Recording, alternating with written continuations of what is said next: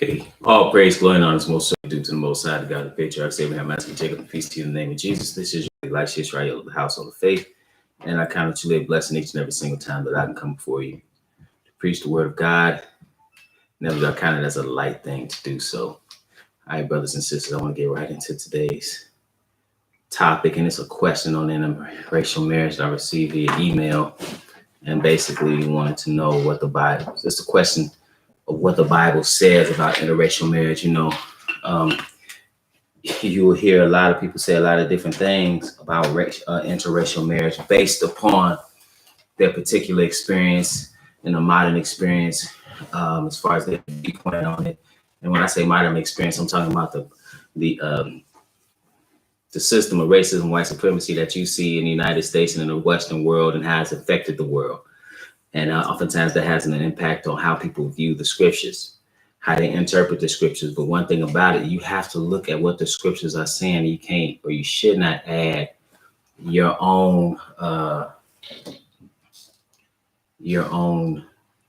ideas into it. It just says what it says. Okay. And so with that, I want to start off in Deuteronomy 7th chapter, because that's one of the things that this is where people go to say that, you can't, an Israelite can't marry somebody of another nation. But if we look at the scriptures clearly at what they're saying, you'll find out it wasn't the fact that the person was from another nation, but rather that these other nations were worshiping falsely and Israel was supposed to be sanctified. Okay. Deuteronomy 7th chapter, peace to you, brother Nicodemus. Deuteronomy the 7th chapter and verse 1. It says, "When the Lord thy God shall bring thee into the land whither thou goest to possess it, and hath cast out many nations before thee, the Hittites and the Girgashites and the Amorites and the Canaanites and the Perizzites and the Hivites and the Jebusites, 7 nations greater and mightier than thou." Okay, so he says, when you cast out those nations, he says something. When the Lord thy God shall deliver them from before thee. Now he's talking here specifically about the nations in the land of Canaan. He says, and when the Lord thy God shall deliver them before thee, thou shalt smite them and utterly destroy them. He said, you're supposed to destroy these people, which Israel didn't do totally. Then it says, and he says, thou shalt make no covenant with them, nor show mercy unto them. Don't make any agreements with them. Neither shalt thou make marriages with them. Thy daughter thou shalt not give unto his son, nor his daughter shalt thou take unto thy son. Now, one thing we see that here, he said, hey, don't marry him, right? One thing we want to take into account, we're going to find out the reason why he's saying this, but also we should know that he's talking about these specific people. But in addition, who gave this? This is through Moses. Okay. So now I want to make that clear. Let's keep reading. He says, again, neither shalt thou make marriages with them. Thy daughter thou shalt not give unto his son, nor his daughter shalt thou take unto thy son. And when I say through Moses, Moses is the one who he was the one through which Israel received the law. Okay, Most High gave it to Moses. Moses gave it to the people. Okay, it says, for they, he tells you why specifically you're not supposed to be dealing with these other nations. He says, for they will turn away thy son from following me, that they may serve other gods. It didn't say because they got more melanin. It didn't say because their hair is straight or more coarse. It didn't say anything like that. It said because for they will, verse 4, for they will turn away thy son from following me, that they may serve other gods. So will the anger of the Lord be kindled against you and destroy thee suddenly. He said, but thus shall you deal with them. When you go into this land, this is how you deal with these particular people. He said, ye shall destroy their altars and break down their images and cut down their groves and burn their graven images with fire. Get rid of all that stuff, because that stuff will you'll start worshiping it as you saw Israel did. And he tells you again, for thou art an holy people unto the Lord thy God. The Lord thy God hath chosen thee to be a special people unto himself above all people that are upon the face of the earth. Okay, so you're supposed to be sanctified. Okay, now let's go to Deuteronomy the 21st chapter. Deuteronomy the 21st chapter. Because if it was now we still in this book of Deuteronomy. Now, if it was that you couldn't marry somebody of another nation at all, Why is this here? Deuteronomy 21st chapter and verse 10. It says, when thou goest forth to war against thine enemies. This is talking about other nations. It says, and the Lord thy God have delivered them into thine hands, and thou hast taken them captive. So now when you go out to war, we're not talking about civil war here. We're talking about what other nations. It says, and seest among the captives. So amongst those who were taken captive, he said, you see, it says, and seest among the captives a beautiful woman that has the desire unto her, that thou wouldest have her to thy wife. Now, wait a minute. What? How is this? If it was just solely on somebody, if you have to put the aspect, you have to put the aspect of the person being a pagan, worshipful idolater. That's the issue. But so otherwise, because again, we got to keep in mind, again, we just take the Bible for what it says, and it's not contradicting itself. People are making assumptions, as they often do, and interjecting their own ideas and beliefs into the Bible, into the word. Here it says again, and seest among the captives a beautiful woman that has the desire unto her, that thou wouldest have her to be thy wife, her to thy wife, excuse me. Then thou shalt bring her home to thine house, and shall shave her head, and pare with trim her nails, and she shall put the raiment of her captivity from off her, and shall remain in thine house, and bewail her father and her mother a full month. And after that thou shalt go in unto her, and be her husband, and she shall be thy wife. Now, wait a minute. Why does it say that? If you couldn't have you couldn't have a wife of another nation at all, or marry somebody of another nation, it don't say that. So it gives that in particular. If you saw a wife and it was a man, it's specific. Again, let's go to another example. Let's go to the book of Numbers. Numbers, the 12th chapter, and then here we had a one that was given the law to give unto the people, none other than Moshe or Moses. This is Numbers, the 12th chapter, and let's see what he did. Numbers, the 12th chapter, and we're going to pick it up at verse 1. And this is after, because remember, he went in the land of Midian, married the daughter of the high priest, or the priest of Midian. Okay, now he marries this other woman. Let's see where she was from. Numbers, the 12th chapter, and verse 1. It says, and Miriam and Aaron spake against Moses because of the Ethiopian woman whom he had married, for he had married an Ethiopian woman. Wait a minute, you got a woman from Cush? Now, this is the one. Now, we should understand that, again, this is the one that received the law and gave it unto the people. Now, here's one speaking the blood of the covenant. Now, one thing about it is I've heard Israelite teachers say, well, they say, what about Moses marrying Ethiopian woman? Well, the Lord he allowed certain people to do certain things. Hold on, time out. Let's hold our finger here. That's what he allowed him to do that. He might not allow you to do that. Wait a minute. Romans, the 2nd chapter. Hold our finger here. Romans, the 2nd chapter. Let's find out something about God. Romans, the 2nd chapter, verse 11. It said, for there is no respect of persons with God. He's not a respect of persons. Now let's read something else. We're gonna come back to Numbers 12, but let's read something else. Let's go to Exodus, because if anything, he wasn't. Let's see what happened with his other wife. He wasn't treating Moses in the sense of, well, he could do whatever he want. We know that from this Exodus, the 4th chapter, and we're gonna pick it up at verse 24. Exodus 4 and 24. It says, and it came to pass by the way in the end that the Lord met him and sought to kill him. Okay, so who is him? He was gonna kill Moses. The Lord was gonna kill Moses. Why?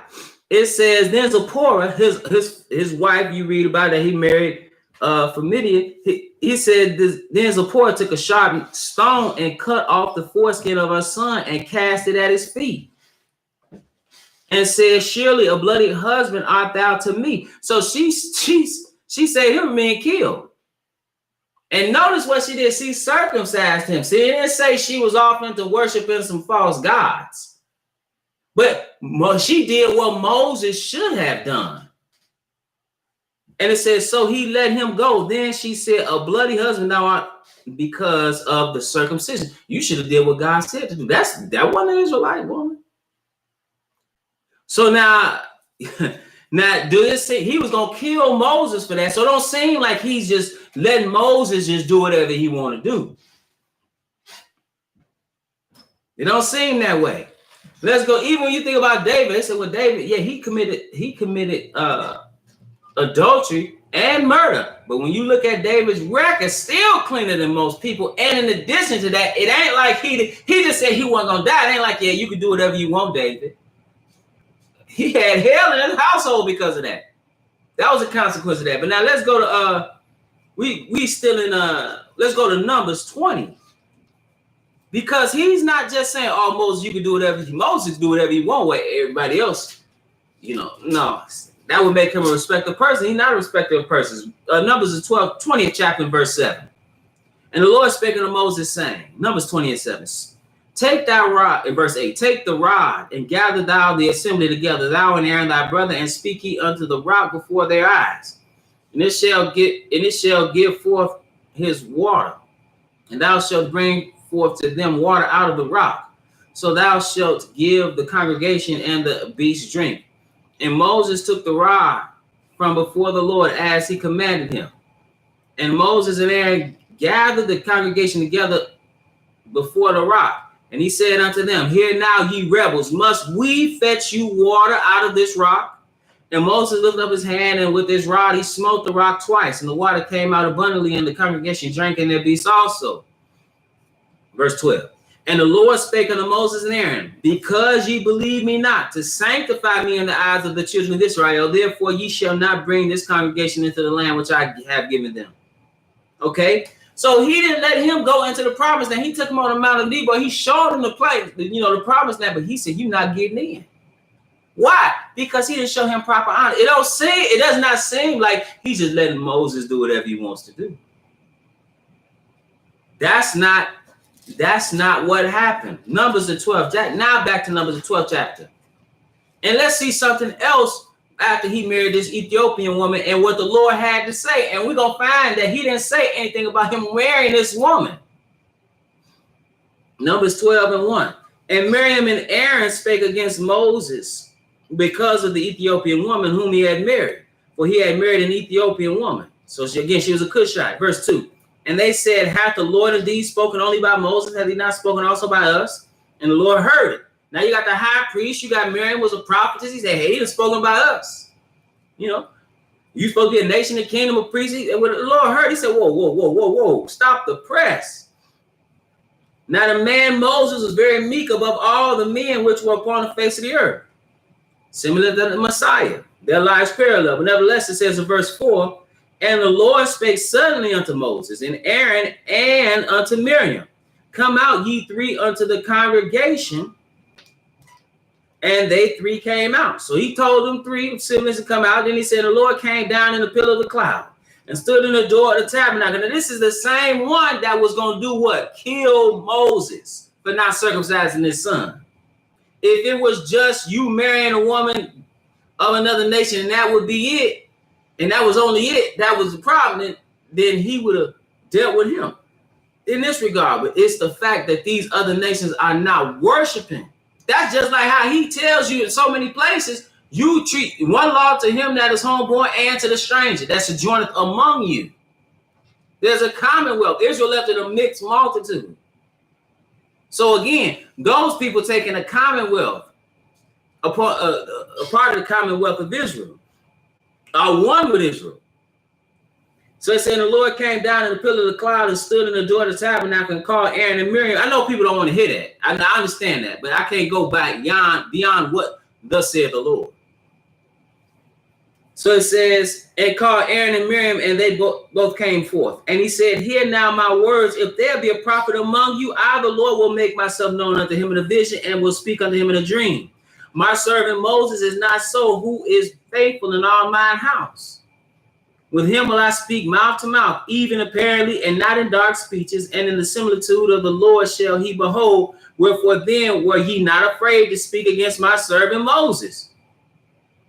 And the anger of the Lord was kindled against him, and he departed, and the cloud departed from off the tabernacle. Behold, Miriam became leprous, white as snow. And Aaron looked upon Miriam, and behold, she was leprous. So the one that's supposed to, the priest dealt with leprosy, and how to deal with it, declaring whether or not someone was clean or unclean and so forth. And almost like in a medical way, he looked at his sister; she was leprous. Why? Why didn't he bring nothing on Moses for this?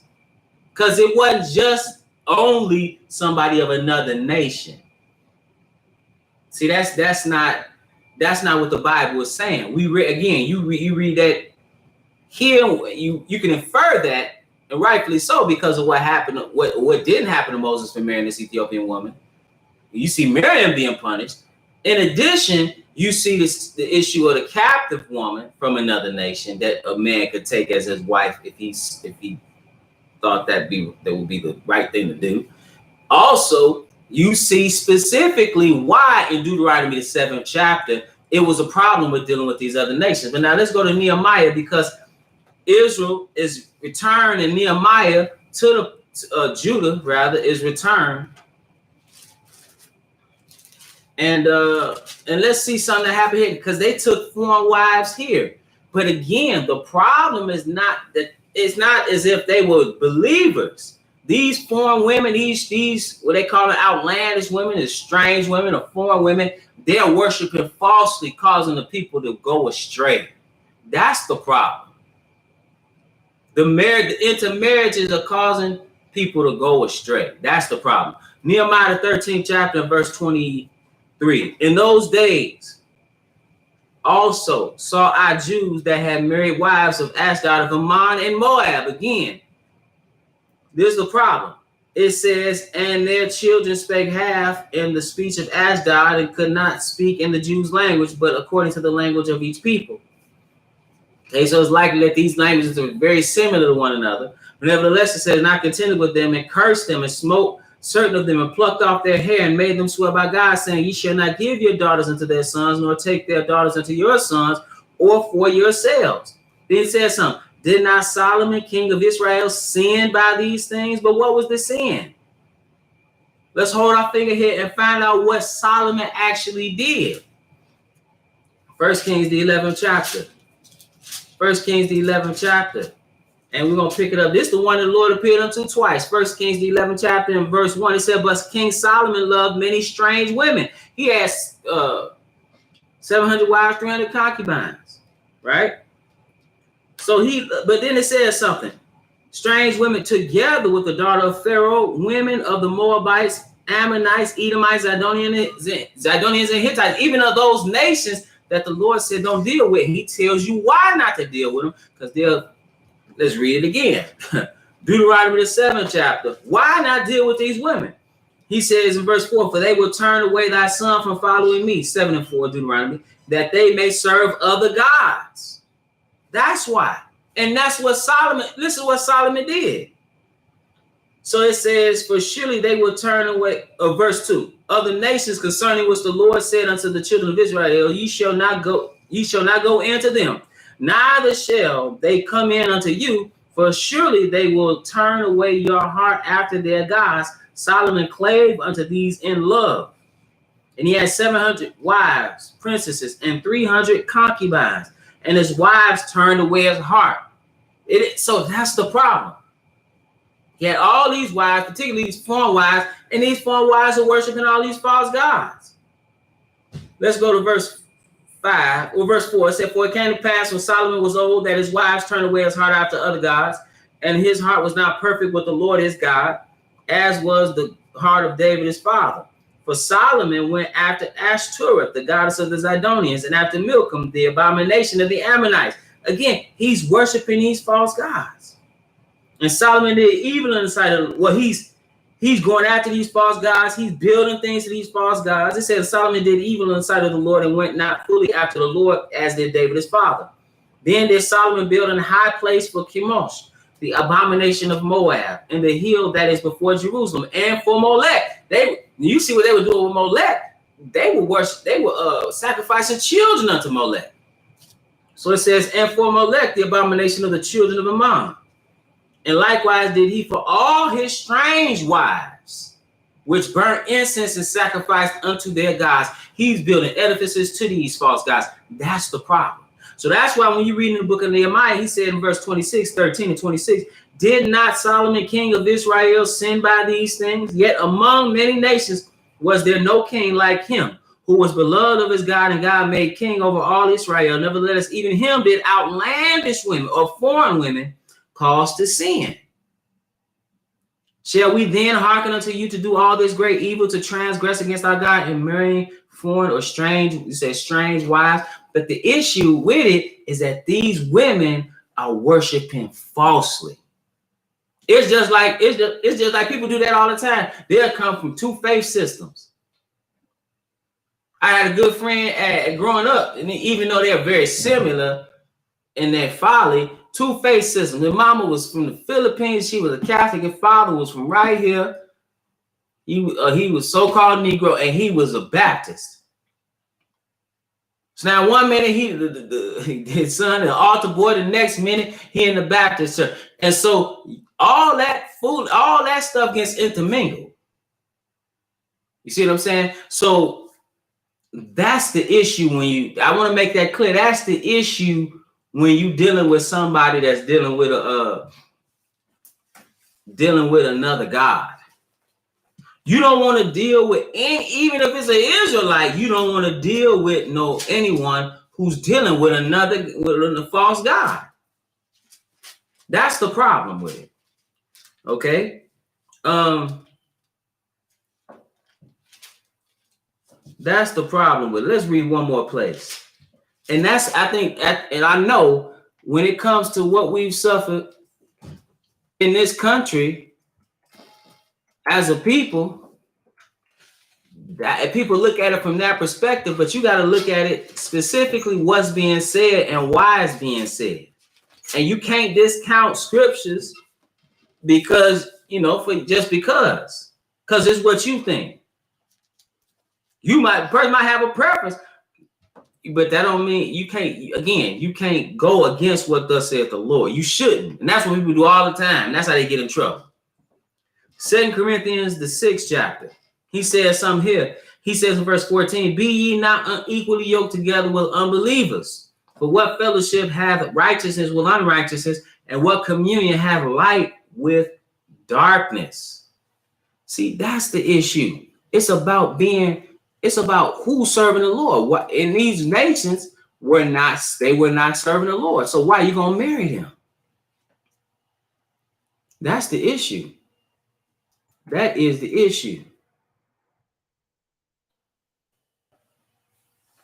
Even let's go read something else. See, people, you can't just discount things. Let's go to the book of Ruth. And let's read something here. There's something that said. This is the book of Ruth. And I want to read. Now we know who was Ruth. Okay, we know that Ruth.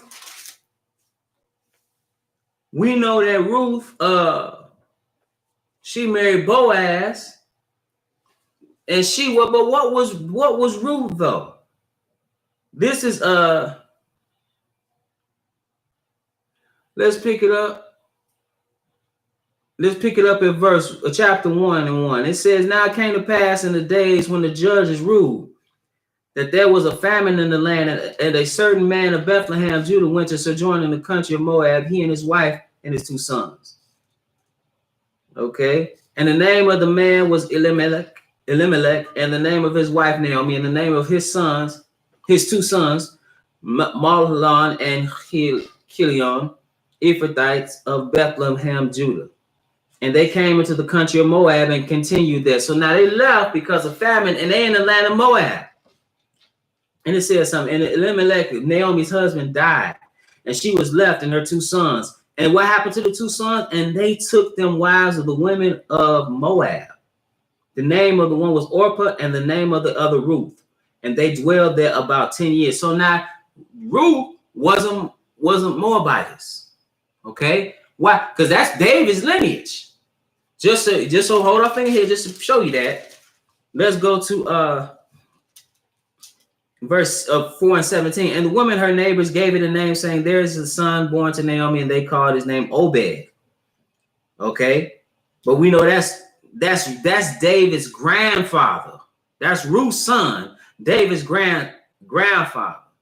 Okay, so that's, so then it says Naomi, we understand this is grandmother, and it said, and they called his name Obed. He is the father of Jesse, the father of David.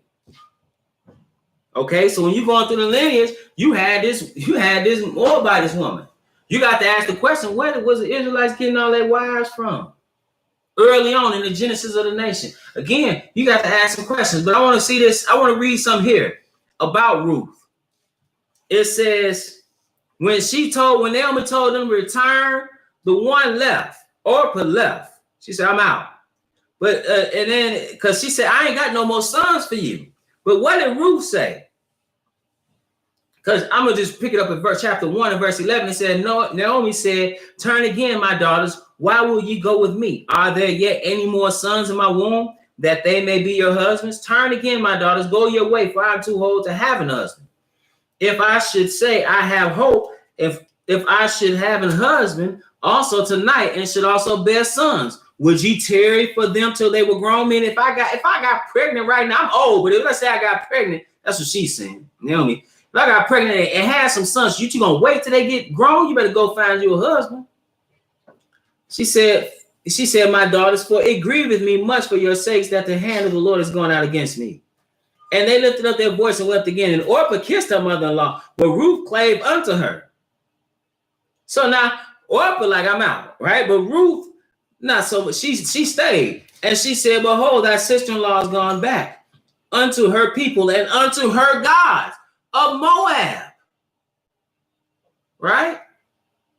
The gods of Moab. She didn't return back unto them. And Ruth said something. Ruth said, entreat me not to leave thee, or to return from following after thee. For whither thou goest, I will go, and where thou lodgest, I will lodge. Thy people shall be my people. And then she declared something that's of the most important. She said, and thy God, my God. I'm not going to worship falsely. I'm worship the God of Israel, and I'm going to stay here. And what happened? Because she ended up marrying Boaz. See, even when you look at that, that's a part of the law of duty of brothers. So you got to think about, she's adhering to the law or Torah and even marrying Boaz. And Boaz is carrying that out. But she's not an Israelite by blood. So that's what I'm saying. You have to look at this thing a little bit deeper as a, you can't just look at it again from modern eyes. You look at that what whites, blacks say, oh yeah, don't marry these people. That means don't marry any of these people. Well, that's not actually what's happening here. That's peace to you. Peace to everybody that's listening. That's not what's actually happening here. You have to dig a little deeper into what the Bible is saying. It's about who's going to serve the Lord. And with that, brothers and sisters, I want to remind you that we're at the Household of Faith, meet every Sabbath at 1 p.m. Central Standard Time. Right now, we are just live streaming until further notice. Lord willing, soon we'll be opening up soon. Again, that's 1 p.m. Central Standard Time right here on the Israel Teach YouTube channel. We also live stream on our website, www.israelteach.org. We have Bible study every Friday at 8 p.m. Central Standard Time on Zoom. If you look at the, I'm looking for the number now, I can't find it, but nevertheless, if you look at the description of the video, in our videos, you will see the person ID meeting number. It's not hard to find on the video.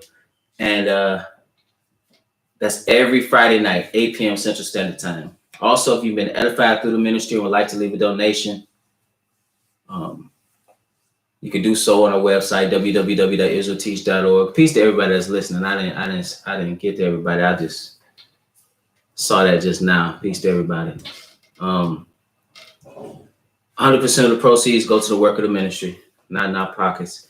And we thank those who have been donating. Truly grateful for that. And also, I just want to mention these books that I've written that are available on Amazon.com and Barnes and Nobles. And to each begin with ships. The Pagan Origins of Christian Holidays. Killing Black Innocents, the program to control African American reproduction from slavery's end to the present day self-inflicted genocide. Hair like wool, feet like burned brass, the color of Jesus, and burning truths concerning the Messiah. But then shall be great tribulation, and in defense of biblical polygyny. And again, brothers and sisters, all praise to the Most High, and it's always my prayer that you will edify.